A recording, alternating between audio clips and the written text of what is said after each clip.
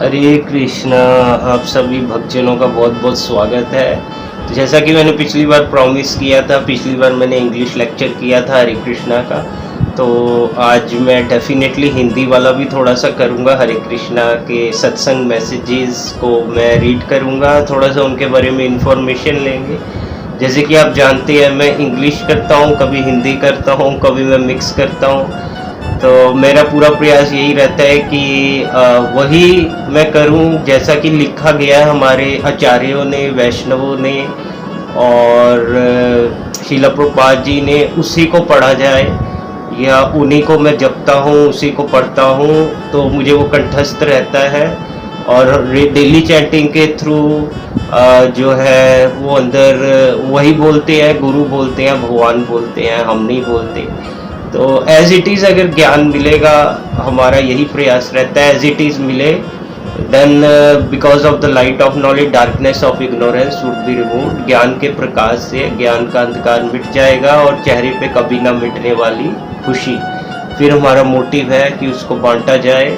आप भी इसको बांटिए अगर आपके पास है, और यही वो धन है जो बढ़ता जाता है। इसको बांटने से जो सुख को बांटेंगे डबल, 4 गुना, 8 गुना, और दुख आधे का आधा, आधे का आधा खत्म। तो आइए without any delaying let's start this Hindi lecture of हरे कृष्णा।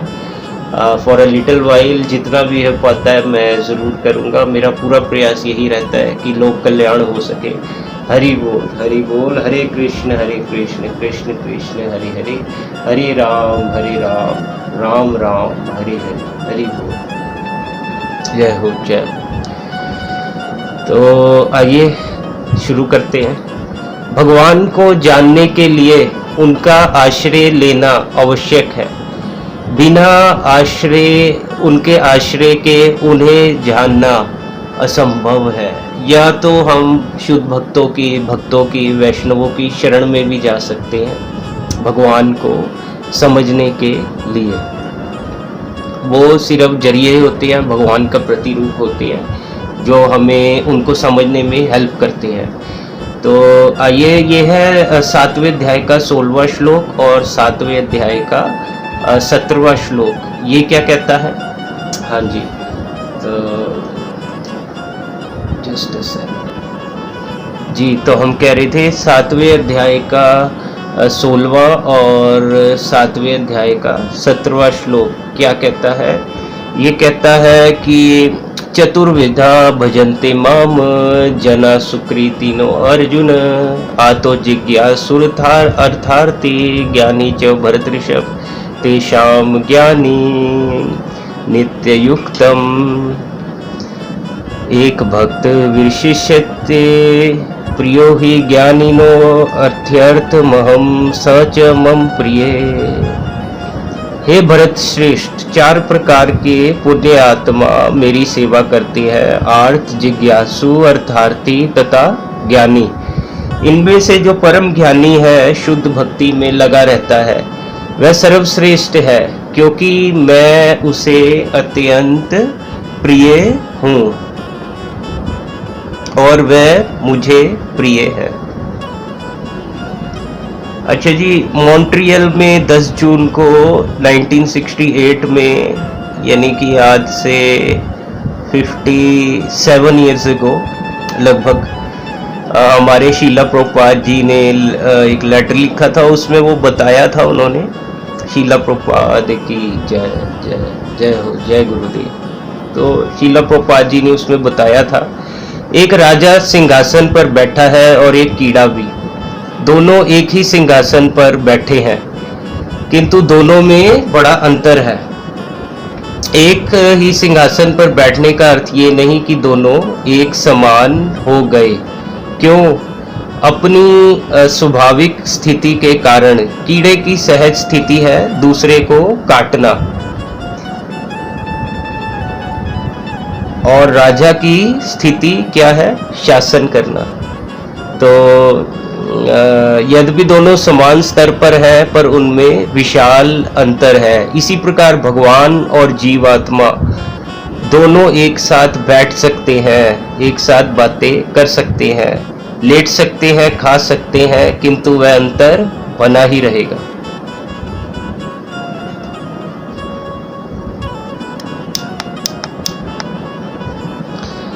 जी, तो शरणागति यानी सत्य के इस निष्कर्ष पर आना है कि मैं भगवान कृष्ण की शरण के बिना निराधार हूँ। श्रीला प्रभुपाद जी श्रीमद् भागवतम में 3रा स्कंद और 21वां अध्याय के 22वें श्लोक का तात्पर्य लिखते हुए गुरु महाराज बोलते हैं कि आध्यात्मिक जगत की ध्वनि अमृत में तथा नित्य होती है, जबकि इस संसार की ध्वनियाँ घिसी पिटी तथा नश्वर है। हरे कृष्ण कृष्ण कृष्ण हरे हरे, इस पवित्र नाम की ध्वनि जप करने वाले साधक का निरंतर प्रोत्साहन करती है।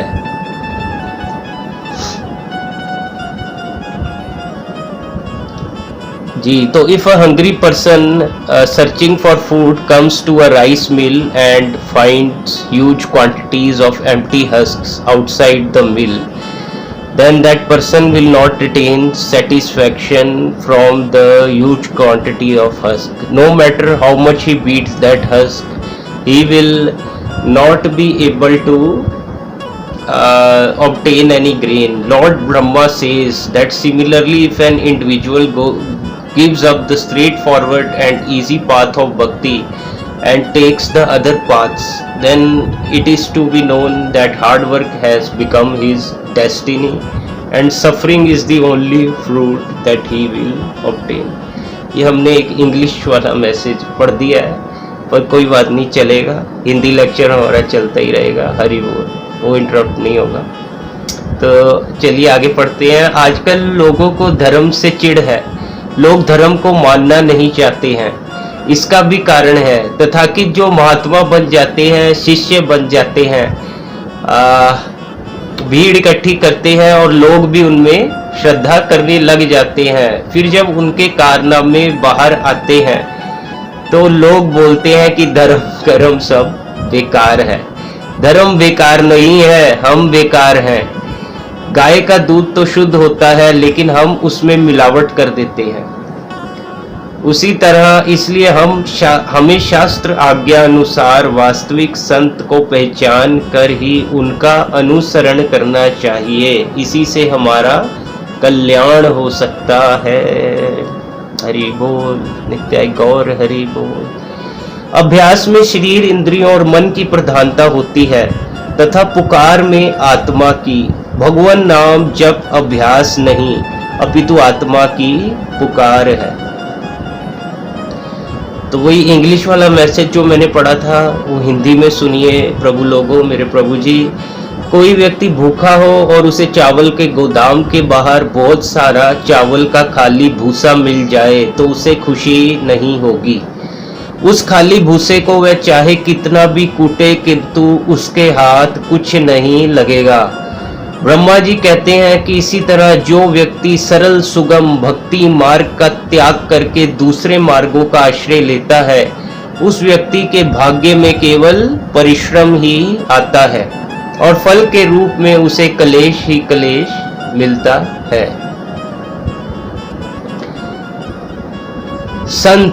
संत व्यक्ति, वह संत की स्थिति है, हमेशा कृष्ण को देखते हुए। वह हर जगह कृष्ण के अलावा और कुछ नहीं देखता, लेकिन हर चीज में हर जगह कृष्ण की ऊर्जा को देखता है। मैं आपको एक व्यवहारिक उदाहरण दूंगा। अगर आप अपने बच्चे से प्यार करते हैं, अगर आप बच्चे का जूता देखते हैं तो आप तुरंत अपने बच्चे को देखते हैं। यदि आप अपने बच्चे का खिलौना देखते हैं तो आप तुरंत अपने बच्चे को देखते हैं। यदि आप अपने बच्चे की आवाज़ सुनते हैं तो आप तुरंत बच्चे को देखते हैं। ये व्यवहारिक है। इसी तरह यदि आपने वास्तव में कृष्ण के प्रति प्रेम विकसित किया है और कृष्ण ने समझाया है कि सब कुछ उनकी ऊर्जा का विस्तार है, इसलिए कृष्ण के अलावा कुछ भी मौजूद नहीं है। और अगर तुमने कृष्ण के प्रति अपना प्रेम विकसित कर लिया है तो तुम जो कुछ भी देखोगे तुम कृष्ण को देखोगे। इसे कहते हैं भक्ति। हरि बोल। देखिए गुरु महाराज एक उदाहरण भी देते हैं कि तुम आंख से कहाँ देखते हो, मूर्ख, तुम कमरे में बंद कर देगा ये ट्यूबलाइट रोशनी, तो अंधेरा दिख रहा है, तो तुम्हें दिखाएगा कौन? भागवत पुरुष दिखाएगा, या गीता की किताब, गीता भागवतम वेद पुराण दिखाएंगे तुम्हें। शास्त्र तुम्हें चक्षु प्रदान कर रहा है। शास्त्र माँ है, बाप का पता दे रही है। गीता माँ है, कृष्ण का पता, तुम्हारे बाप का पता, पिता का पता बता रही है। गुरु महाराज कह रहे हैं जैसे एक व्यक्ति, मान लीजिए मेरा उदाहरण ले लीजिए कि मोहित जी, मोहित महाराज, मोहित प्रभु, मोहित दास सो रहे हैं और कोई मुझे मारने आ जाता है चाकू, तो या तो मेरा पड़ोसी या मेरा भाई या कोई मेरा घर वाला मुझको जगाएगा। वो देख रहा है, मैं तो सो रहा हूँ, वो एकदम देख लिया, वो पास आ रहा है, तो कहेगा मोहित मोहित मोहित महाराज उठिए उठिए उठिए, तो मैं उठ जाऊंगा, खड़ा हो जाऊंगा। मैं तो देख नहीं सकता, मैं तो सो रहा हूँ। इसका मतलब गुरु महाराज कह रहे हैं हम कानों से देख रहे हैं, आंखों से कहाँ देख रहे हैं। हरि बोल, हरि बोल। तो भगवान को देखा नहीं गया बल्कि केवल सुना गया, इससे कोई फर्क नहीं पड़ता। भगवान ने अपनी सांसों से चारों वेदों का निर्माण किया और उन्हें वेदों की दिव्य ध्वनि के माध्यम से देखा और महसूस किया जाता है। इसी तरह भगवत गीता भगवान का ध्वनि प्रतिनिधित्व है या उनका ध्वनि प्रतिनिधित्व करती है या उनका ध्वनि प्रतिनिधित्व है, और पहचान में कोई अंतर नहीं है। निष्कर्ष यह है कि भगवान की दिव्य ध्वनि को निरंतर जाप से देखा और सुना जा सकता है। यदि आप अपना चेहरा सजाते हैं तो आप सीधे नहीं देखते कि आपका चेहरा कैसे सुंदर हो गया है, लेकिन जब आप दर्पण में अपने चेहरे का प्रतिबिंब देखते हैं तो आप प्रत्यक्ष रूप से सुंदरता देख सकते हैं। इसलिए प्रत्यक्ष रूप से कृष्ण की सेवा करने से परोक्ष रूप से सेवा का फल हमें मिलता है। जैसे हम सीधे कृष्ण को बहुत अच्छा प्रसाद देते हैं, लेकिन परोक्ष रूप से हम प्रसाद के अच्छे स्वाद का आनंद लेते हैं, तो हमें यह हमेशा याद रखना चाहिए कि कृष्ण हमेशा अपने में पूर्ण है।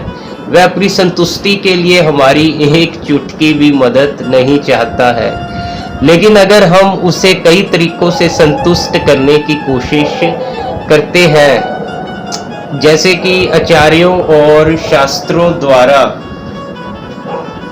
निर्देशित किया गया है, तो परोक्ष रूप से हम ऐसी गतिविधियों से लाभान्वित होते हैं। हरि बोल। देवताओं के शरीर दिव्य होते हैं, हमारे शरीर की तरह हाड़ मांस के नहीं होते। हमारा शरीर पृथ्वी तत्व प्रधान होता है, देवताओं के शरीर तेजस प्रकाश तत्व प्रधान होते हैं। जैसे कोई मल में भरा हुआ सुअर हो, जैसे कोई मान लीजिए मल से भरा हुआ सुअर हो और वह हमारे पास से निकल गया तो हमारे को दुर्गंध आती है, ऐसे ही देवताओं को हमारे शरीर से दुर्गंध आती है। ऐसा मलिन हमारा शरीर है, देख रहे हैं। परंतु सज्जनों, उन देवताओं को भी परमात्म तत्व की प्राप्ति का अधिकार नहीं है। उनका शरीर अच्छा है, उनका लोक अच्छा है, उनका भोजन अमृत का है, परंतु कल्याण करने के लिए मनुष्य शरीर की ही महिमा है, देवताओं के शरीरों की नहीं। हरि बोल। तो 7वें अध्याय का 18वां और 19वां श्लोक क्या कहते हैं? कहते हैं उदारा सर्व एवते ज्ञानी तवात्मेव मे मतम आस्थित सहि युक्तात्मा मामेवनु उत्तमां गतिम बहुना जन्मना मन्ते ज्ञानवान माम प्रपद्यते वासुदेव सर्वमिति स महात्मा सुदुर्लभ। माने की निसंदेह ये सब उदार चेता व्यक्ति है, किंतु जो मेरे ज्ञान को प्राप्त है उसे मैं अपने ही समान मानता हूँ। वह मेरी दिव्य सेवा में तत्पर रहकर मुझ सर्वोच्च उद्देश्य को निश्चित रूप से प्राप्त करता है। आगे श्री कृष्ण भगवान क्या कह रहे हैं? आगे श्री कृष्ण भगवान बोल रहे हैं, अनेक जन्म जन्मांतर के बाद जिसे सचमुच ज्ञान होता है वह मुझको समस्त कारणों का कारण जानकर मेरी शरण में आता है। ऐसे महात्मा अत्यंत दुर्लभ होते हैं। हरि बोल। हमारे मंदिर एक विद्यालय की तरह है, सत्संग कोचिंग क्लास है, जहां हम भगवान, जीव इत्यादि विभिन्न विषयों के बारे में समझते हैं। दुनिया की पढ़ाई में के लिए ये कोटा प्रसिद्ध है, किंतु हमारा आचरण कैसा होना चाहिए, हमारे जीवन का लक्ष्य क्या है, इन सब विषयों के बारे में तो धार्मिक क्लास में ही बताया जाता है। अतः हमें जब भी अवसर मिले इन कक्षाओं में सम्मिलित होना चाहिए और मौका नहीं चूकना चाहिए। अगर हमने सिर मुंडवा लिया, तिलक लगा लिया, कंठी पहन ली, माला झोली ले ली, तो इससे हम भगत नहीं बन जाएंगे। हम भक्त बनेंगे जब हमारा हृदय परिवर्तन होगा, और जिसका भी हृदय परिवर्तन हो गया वो पूजनीय है। हरि बोल। काम वासना को नष्ट करने की शक्ति केवल हरि नाम में है। काम वासना जागृत होते ही जोर जोर से कीर्तन करना चाहिए। हरि बोल। जय हो, जय हो, जय हो। शरणागति का सीधा सा अर्थ केवल मात्र श्री कृष्ण की इच्छा को अपनी इच्छा बनाना है। तो शीला प्रभुपाद जी एक नारायणी याना को इन्होंने पत्र लिखा एक शिष्या को 1972 में।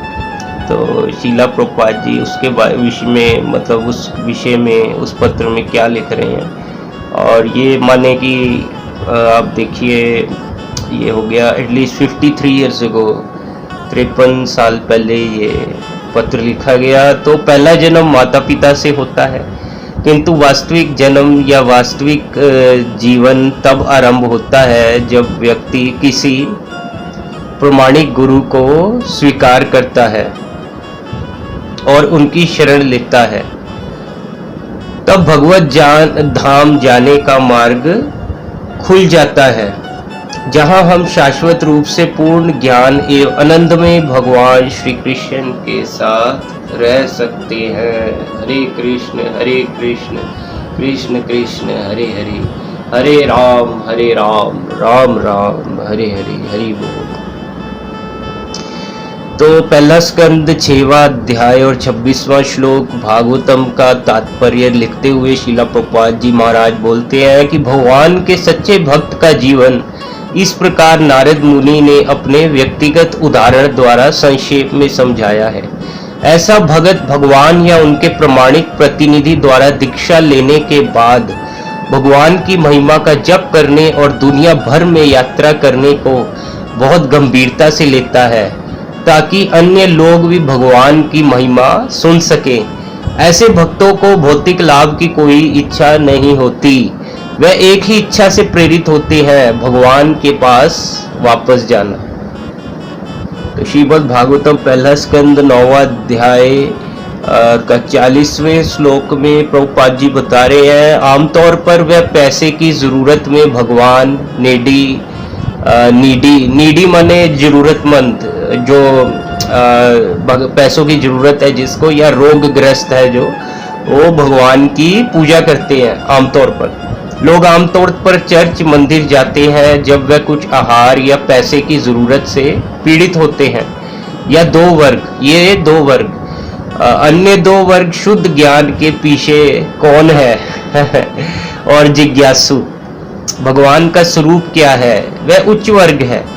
तो माने फर्स्ट क्लास ऑफ मैन है, वो तो है या तो पीड़ित होते हैं किसी कारणवश, या उनको पैसे की जरूरत होती है। पीड़ित माने वो डिजीज हो सकता है, या और भी कई दर्द हो सकता है, कुछ हो सकता है कि, और उनको पैसे की आवश्यकता है। तो या वो जो कि है नीडी, यानी कि इन नीड ऑफ मनी। तो फर्स्ट टू क्लासेस तो ये हो गई, या तो उनको पैसे चाहिए या वो रोगग्रस्त है। दूसरी क्लास में कौन आते हैं, अन्य वर्गों में आते हैं जो कि शुद्ध ज्ञान के पीछे हैं, या तो वो जिज्ञासु है कि हो क्या रहा है, क्यों हो रहा है, जिज्ञासु। तो भगवान का स्वरूप क्या है, भगवान कहाँ है, जिज्ञासा करते हैं। तो ये जो दोनों है, लास्ट वाले ज्ञानी और जिज्ञासु, ये उच्च वर्ग है, लेकिन वह भक्त नहीं है। जैसे बहुत से दार्शनिक हैं, वह भी भगवान की बात करते हैं, लेकिन वह भक्त नहीं है। लेकिन क्योंकि वह भगवान की बात कर रहे हैं, उन्हें कुछ फायदा हो रहा है। जैसे अगर आप आग से संभालते हैं, अगर आप आग से संभलते हैं, तो आपको अपने आप कुछ गर्माहट का अनुभव होता है। तो पुरुषों के 4 वर्ग, ये 4 वर्ग, वह भक्त नहीं है, भक्त है। लेकिन क्योंकि वह कृष्ण के पास किसी ना किसी तरह के लाभ के लिए आते हैं, वह अपनी सेवा देते हैं, क्योंकि प्रार्थना करना भी एक और सेवा है। तो हालांकि वे भक्त नहीं है, और वो भक्तों की गिनती में आ जाते हैं, वो भी एक तरह से भक्त हैं, उन्हें भी कृष्ण भगवान लाभान्वित करते हैं। और धीरे धीरे वह अपनी सेवाएं देते रहेंगे तो निष्काम भी हो जाएंगे। अपनी आदतों से या जो उनको भौतिक लाभ है लेते लेते वो बोर हो जाएंगे, धीरे धीरे उनको ज्ञान हो जाएगा ये किसी काम का नहीं है। तो कृष्ण भगवान धीरे धीरे व्यक्ति को निष्काम कर देते हैं, अगर व्यक्ति काफी देर तक उनके शरणागत रहे, उनकी भक्ति में टिका रहे। हरि बोल। एक सद्वैद्य रोगी के रोग का निदान कर उसे वही औषध देता है जो उसके रोग को नाश करने वाली होती है। वह इस बात को नहीं देखता कि दवा कड़वी है या मीठी। तो डॉक्टर नहीं देखता कि पेशेंट को दवा कड़वी दी जा रही है या मीठी। जो सद्वैद्य होता है ना, वो चाहता है मेरा रोगी, यानी कि माने डॉक्टर चाहता है मेरा पेशेंट ठीक हो जाए, रोगी के मन के अनुकूल हो या प्रतिकूल। रोगी की इच्छा की वह कोई परवाह नहीं करता। रोगी कुपथ्य चाहता है तो वैद्य उसे डांट देता है, उसके भकने झकने की ओर ख्याल नहीं करता और उसके मन के सर्वथा विपरीत उसके लिए कड़वे क्वाथ की व्यवस्था करता है। ये दूसरे दवा बेचने वालों की भांति मूल्य प्राप्त होते ही मुंह मांगी दवा नहीं देता। उसे चिंता रहती है रोगी के हित अहित की।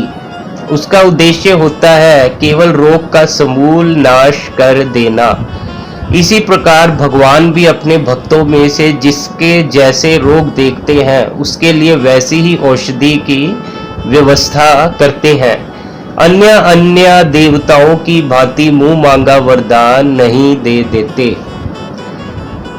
उसकी इच्छा क्या है इसका कोई ख्याल नहीं करते, बल्कि कई समय तो उसके मन के सर्वथा विपरीत कर देते हैं। जी एक जगह मैंने पढ़ा था हरे कृष्णा के सत्संग में, वो यही बता रहे हैं। तो हरे कृष्णा के सत्संग में वो बता रहे हैं कि कृष्ण आपको आपकी सब योजनाओं को नष्ट कर देते हैं कि इससे पहले वो योजनाएं आपको नष्ट कर दें। हरि बोल। तो श्रीमद् भागवतम 3 अध्याय का जो है 3 स्कंद का 21वां अध्याय जो है 65वां और 66वां और 67वां श्लोक के तात्पर्य लिखते हुए श्रील प्रभुपाद जी एक्सप्लेन कर रहे हैं। गुरु महाराज कह रहे हैं जो व्यक्ति भगवान के पवित्र नाम हरे कृष्ण की दिव्य ध्वनि को सुनता है उसका स्वास्थ्य सुधर जाता है। हमने वास्तव में देखा है कि अनेक ब्रह्मचारी तथा गृहस्थ जो अंतरराष्ट्रीय कृष्ण भावनामृत संघ से जुड़े हैं उनका स्वास्थ्य सुधर गया है और उनके मुखमंडल पर कांति आ गई है। हरे कृष्ण कृष्ण कृष्ण हरे हरे, हरे राम राम राम हरे हरे। नित्य गौर हरि बोल। गौर प्रेमानंदी हरि हरि हरि हरि बोल। जी अच्छा, तो 7वें अध्याय का 20वां और 21वां श्लोक क्या कहता है भगवत गीता का? श्रीमद् भगवत गीता का कहता है 7वें अध्याय का 20वां और 21वां श्लोक, कामे सते सते रित ज्ञाना प्रबदन्त्यन्य देवता तम तम नियममस्थाय प्रकृत्या नियता स्वया यो यो याम याम तनुम भक्त श्रद्धा चिरमिच्छति तस्य तस्याचलां श्रद्धां तामेव विदधाम्यहम्। जिनकी बुद्धि भौतिक इच्छाओं द्वारा मारी गई है वे देवताओं की शरण में जाते हैं और वे अपने अपने स्वभाव के अनुसार पूजा के विशेष विधि विधानों का पालन करते हैं। मैं प्रत्येक जीव के हृदय में परमात्मा स्वरूप स्थित हूँ। जैसे ही कोई किसी देवता की पूजा करने की इच्छा करता है, मैं उसकी श्रद्धा को स्थिर करता हूँ, जिससे वह उसी विशेष देवता की भक्ति कर सके। तो श्री चैतन्य महाप्रभु यद्यपि स्वयं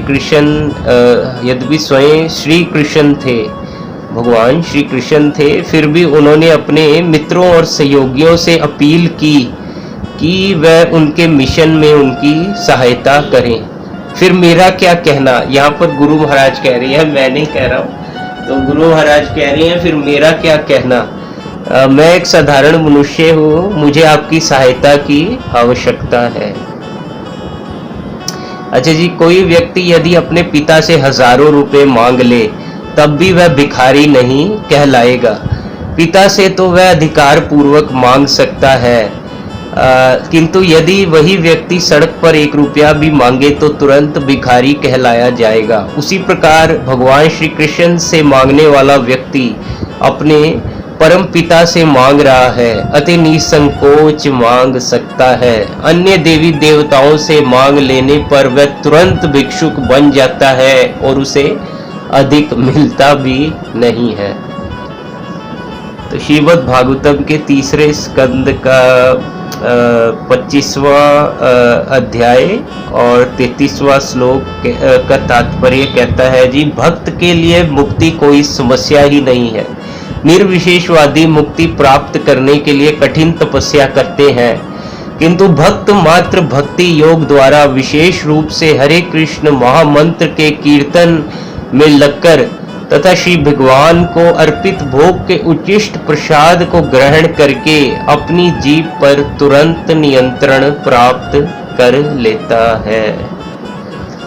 भक्ति के माध्यम से हम धीरे धीरे अपने चारों ओर ईश्वर के प्रेम का अनुभव करते हैं और हम अपने जीवन की परिस्थितियों को हमारी आंतरिक यात्रा में प्रगति के अवसरों के रूप में ग्रहण करते हैं। भगवान ने भाव की कद्र की है और भाव ही भगवान से मिलाता है। भाव हम सब में है, पर वह हमारे पाप कर्मों से ढक गया है। हमें भक्ति करके इस भाव को पुनः जागृत करना है। जिस प्रकार भारत की आजादी के समय केवल एक राजनीतिक पार्टी थी, कांग्रेस, लेकिन आज हम देखते हैं कि कई सारी पार्टियां हैं। हमें टिकट नहीं दिया, हम पार्टी के इस नियम को नहीं मानेंगे, तो हम अपनी अलग पार्टी खड़ी कर देते हैं। इसी प्रकार हम शास्त्र के इस नियम को नहीं मानेंगे, घोड़ा गधा सब खाएंगे, भगवान के रूप को नहीं मानेंगे, तो हम अपनी अलग पार्टी खड़ी कर देते हैं। इसीलिए आज हमारे देश में अनेक धर्म खड़े हो गए हैं। आप पाप करके थक सकते हैं, लेकिन कृष्ण कभी क्षमा करते थकते नहीं हैं। श्रीमद् भागवत में ऐसा कहा गया है कि माया विलज्जमना है, अर्थात भगवान विष्णु के दृष्टिपथ में आने से वह शर्माती है। माया देवी भगवान की दृष्टि में आना नहीं चाहती। माया देवी संसार में बद्ध जीवों को मोहित कर देती है। अनेक उनके मन में मैं और मेरा इस प्रकार का अहम भाव उत्पन्न करती है, उन्हें सताती है, मारती है और जन्म मृत्यु के चक्कर में बांधती है। इस कर्म की वजह से माया देवी को भगवान के समक्ष लज्जा आती है।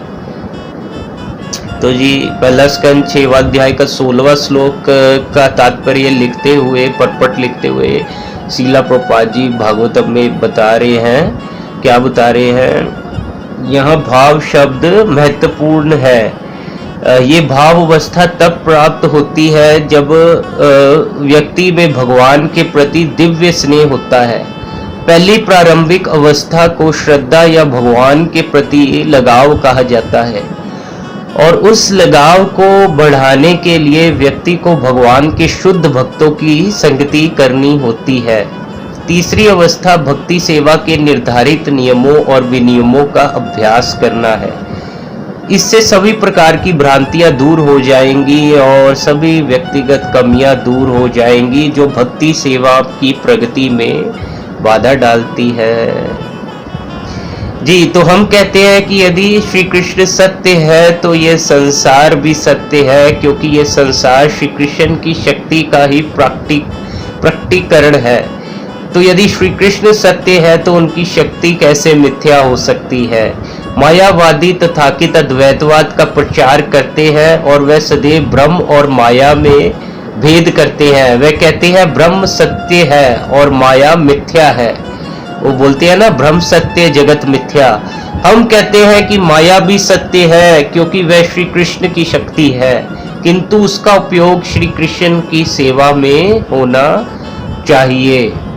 तो हम अपने जीवन के पूरे कालखंड में भौतिक जगत में विभिन्न रूपों को देखते हैं, लेकिन उनमें से कोई भी मन को संतुष्ट करने के लिए उपयुक्त नहीं है, ना ही उनमें से कोई भी मन की सभी अशांति को दूर कर सकता है। ये भगवान के पारलौकिक रूप की विशेष विशेषताएं हैं, और जिसने एक बार उस रूप को देख लिया वह किसी और चीज से संतुष्ट नहीं होता। भौतिक जगत में कोई भी रूप दृष्टा को संतुष्ट नहीं कर सकता। भगवान का निराकार या निराकार होना, इसका मतलब है कि उनके पास भौतिक रूप जैसा कुछ नहीं है, और वह किसी भी भौतिक व्यक्तित्व की तरह नहीं है। वेदों में कहा गया है कि भगवान सांसारिक शब्दों और बुद्धि की पहुंच से परे हैं, फिर भी उनके हेतु की कृपा से व्यक्ति को उन्हें सुनने या उनसे बात करने के लिए उपयुक्त इंद्रियां मिल सकती हैं। ये भगवान की अकल्पनीय शक्ति है। जिस पर उनकी कृपा होती है वह उन्हें सुन सकता है। तो मेरे साथ बोलिए, हरे कृष्ण कृष्ण कृष्ण हरे हरे, हरे राम राम राम हरि बोल नित्य गौर, हरि बोल नित्य गौर प्रेमानंदी, हरि हरि हरि बोल। जय हो सभी प्रभु जी की जय हो, जय हो, जय हो, हरि बोल।